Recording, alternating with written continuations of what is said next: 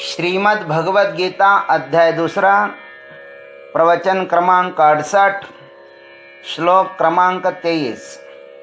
ओम त्र्यंबकं यजामहे सुगंधिं पुष्टिवर्धनम् उर्वारुकमिव बन्धनान् मृत्युर्मुक्षीयमामृतात् समस्त जन कल्याणे निरतं करुणामयम् नमामि चिन्मयं देवं सद्गुरुं ब्रह्मविद्वरं वसुदेवसुतं देवं कंसचानूरमर्दनं देवकी परमानन्दं कृष्णं वन्दे जगद्गुरुम्। ओम तत्सत्। भगवान श्री कृष्ण परमात्मा अर्जुन को आत्म तत्व के विषय में कह रहे हैं। देह बदले जा सकते हैं लेकिन आत्मा नहीं बदलती, आत्मा जैसी की वैसी ही है। विकार शरीर में होता है, शरीरी आत्मा में नहीं, वह तो सदैव निर्विकारी ही है। अब इसी बात को भगवान अग्रिम 3 श्लोकों में 23, 24 और 25 में बताते हैं। आइए उनकी भाषा में हम श्रवण करें। नैनं छिन्दन्ति शस्त्राणि नैनं दहति पावकः न चैनं क्लेदयन्त्यापो न शोषयति मारुतः। अन्वयार्थ। येनं शस्त्राणि न छिन्दन्ति येनं पावकः न दहति येनं आपः न क्लेदयन्ति च मारुतः न शोषयति।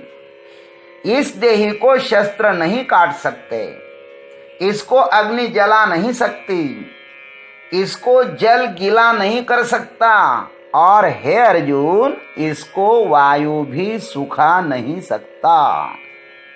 अब आइए इस पर चर्चा करते हैं। समस्त विकारों का जो अधिष्ठान है उस अमर्याद आत्म तत्व का स्वरूप लक्षण अब वर्णन करते हैं। वह आत्म तत्व किस प्रकार का है उसे भगवान हमारी भाषा में प्रस्तुत करते हैं।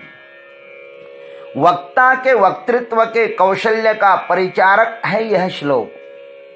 अर्जुन की भाषा में उस परम तत्व की व्याख्या की जा रही है।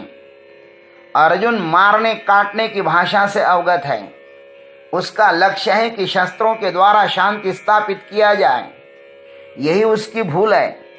इस संसार में शांति शस्त्रों से नहीं, शास्त्रों से आएगी।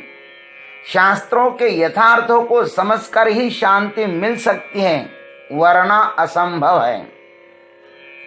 शास्त्र के 2 प्रकार होते हैं, शासनात्मक शास्त्र और शंसनात्मक शास्त्र। शासनात् त्रायते इति शास्त्र, जो भय दिखाकर परमात्मा की तरफ जीवात्मा को ले जाए वह शासनात्मक शास्त्र है। विधि निषेध के द्वारा परमात्मा का विधान करें।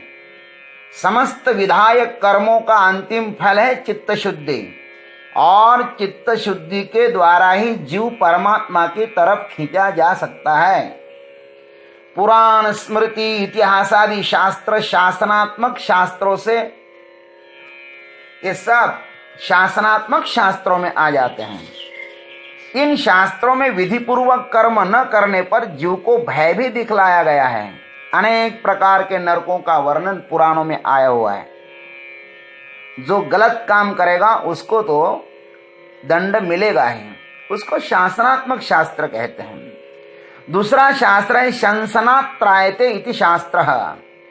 परमात्मा तत्व जैसा है वैसा ही बता दें, उसका निर्देश करें। परमात्मा ऐसा ही है यह कहना मुश्किल है, वह बिना अनुभव समझ में आना भी कठिन ही है, और जानने के बाद भी उसे अभिव्यक्त करना एक मूक आस्वादवत ही है। मूक आदमी यदि लड्डू खाता है तो उसको बता नहीं पाएगा। वैसे ही परमात्मा का साक्षात्कार करने के बाद भी उसको बताना कठिन है। हाँ, उसका अनुभव आप दूसरों को दे सकते हो। अनुभव भी दिया नहीं जाता लेकिन कुछ तो संकेत किए ही जा सकते हैं। ये प्रस्तुत श्लोक जो है वह अव्याख्या की व्याख्या करता है। येनम शस्त्राणि न छिंदति। हे अर्जुन, ये जो परमात्मा है ना, ये शस्त्रों के द्वारा भी नहीं काटे जा सकते। शस्त्रास्त्र उसे ही काट सकते हैं जो उत्पन्न हुआ है। यह पंच भौतिक देह उत्पन्न हुआ है, इसको मिटाया जा सकता है। जो उत्पन्न हुआ है उसका अंत निश्चित ही है, किंतु आत्मा इस उत्पन्न हुए देह से भी पहले है। उसे यह तलवार नहीं काट सकती, और तलवार का अस्तित्व भी तो यही आत्मा है।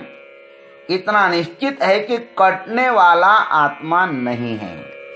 इतना ही नहीं है अर्जुन, एनम पावकः न दहति।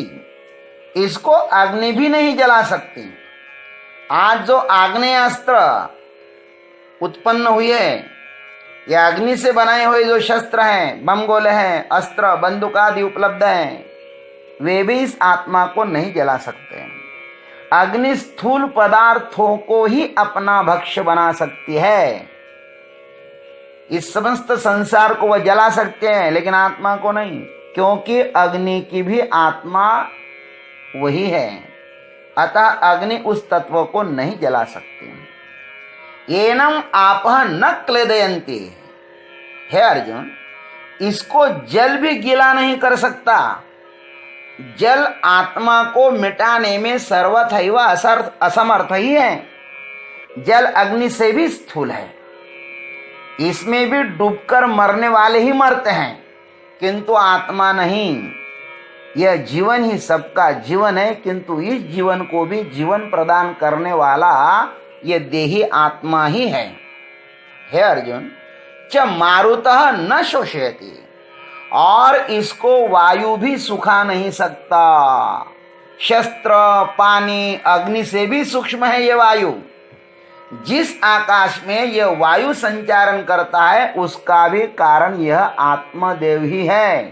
तस्माद् वा एतस्माद् आत्मनः आकाशः सम्भूतः आकाशाद् वायुः।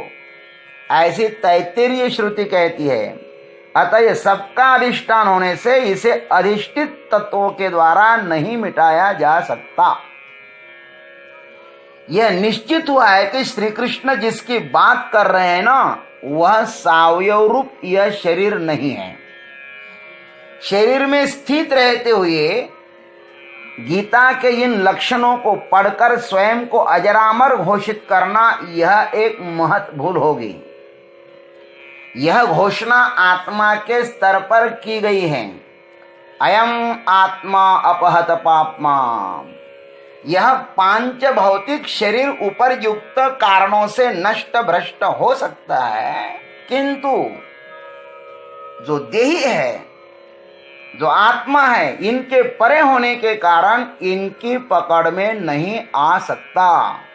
यही कारण है कि उस देही को मारने के समस्त उपाय निरुपाय हो जाते हैं। इसलिए कहा है कि इसको कोई भी मिटा नहीं सकता। यही हमारा आत्म तत्व है। ओम तत्सत। आज इतना ही। शेष अग्रिम भाग में। जय गुरुदेव, जय जगदीश्वर। ओम तत्सत। जय जय महाकाल।